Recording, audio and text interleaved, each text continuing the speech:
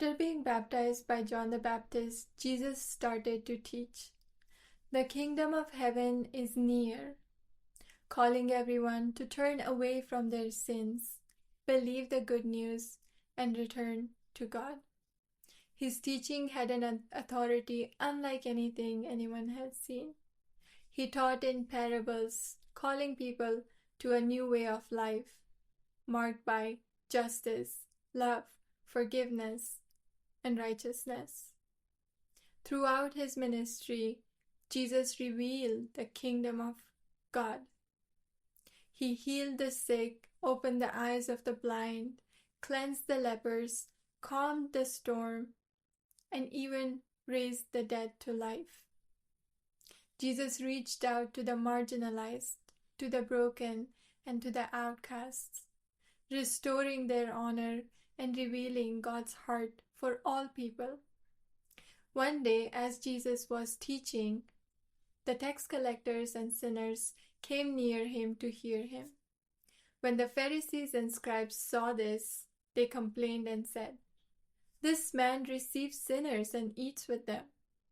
When Jesus heard this, he taught a series of parables that teach about the love of God for the lost, his desire for the lost to be found, and his joy when the lost returns to him. In Luke 15, we are told this story. Jesus says, "There was a man who had 2 sons. One day, the younger son said to his father, 'Father, give me my share of the family property.'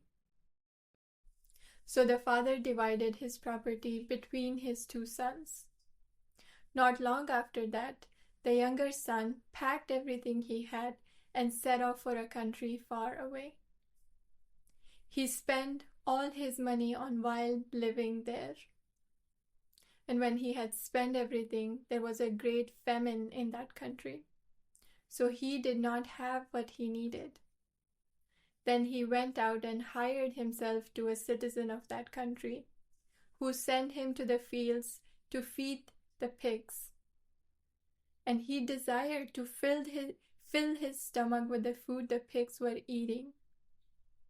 But no one gave him anything. When he came to his senses, he said, 'How many of my father's hired servants have more than enough food? And here I am dying because of hunger. I will set off and go back to my father and say to him, Father, I have sinned against heaven and against you. I am no longer worthy to be called your son. Make me as one of your hired servants.' So he got up and went to his father. And while he was still a long ways off, his father saw him, and he was filled with compassion for him. The father ran to his son, hugged him, and kissed him. Then the son said, 'Father, I have sinned against you and against heaven. I am no longer worthy to be called your son.' But the father said to his servants, 'Quick, bring the best robe and put it on him. Put a ring on his finger and sandals on his feet. Bring the fattest calf and kill it.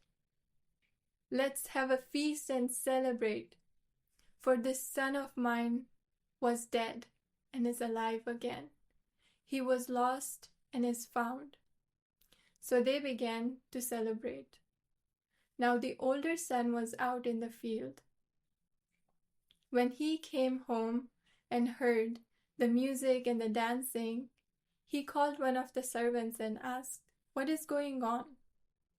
The servant answered, saying, 'Your brother has come back, so your father has killed the fattest calf to celebrate, for he has his son back safe and sound.' When the older son heard this, he became very angry and refused to go in. So the father came out and pleaded with him.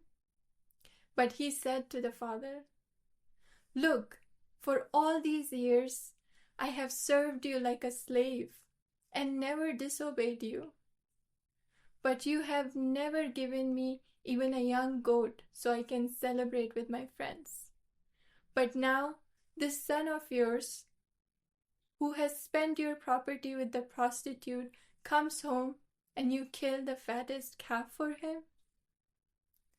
The father said to his son, "My son, you are always with me, and everything I have is yours.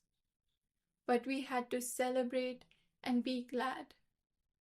For this brother of yours was dead and is alive again. He was lost, but is found now." May the Lord honor the telling of His word.